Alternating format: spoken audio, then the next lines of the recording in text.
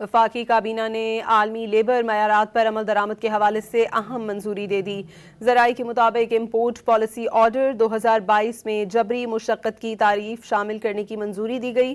ترمیم ILO کے جبری مشقت کنونشن 1930 کے نمبر 29 کے مطابق ہوگی۔ مزید اس بارے میں جانتے ہیں ڈان نیوز کے نمائندے طاہر شرانی سے۔ جی طاہر، اپڈیٹ کیجیے گا۔ جی، ذرائع کے مطابق وفاقی کابینہ نے کابینہ کی اتحادی رابطہ کمیٹی کے فیصلے پر امپورٹ پالیسی آرڈر میں ترمیم کی منظوری دی ہے۔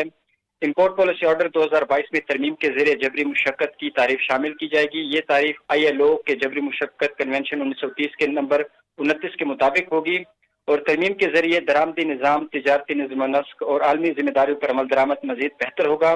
ترمیم سے پاکستان کا درآمدات سے متعلق قانونی ڈھانچہ مضبوط ہوگا، عالمی مزدور معاہدوں کی تعمیل بہتر ہوگی اور ملک کے تجارتی گورننس فریم ورک میں بہتری آئے گی۔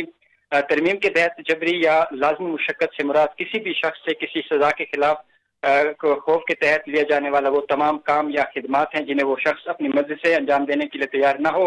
اس سے پہلے وفاقی حکومت نے حال ہی میں جبری مشقت کے ذریعے تیار یا پیدا کردہ اشیاء کی درآمد پر پابندی عائد کر دی تھی، کیونکہ پاکستان نے انٹرنیشنل لیبر آرگنائزیشن کے کنونشنز کے تحت کیے گئے وعدوں کے مطابق جبری مشقت کے ذریعے تیار یا پیدا کردہ اشیاء کی درآمد پر پابندی عائد کرنے کے شق کو شامل کیا۔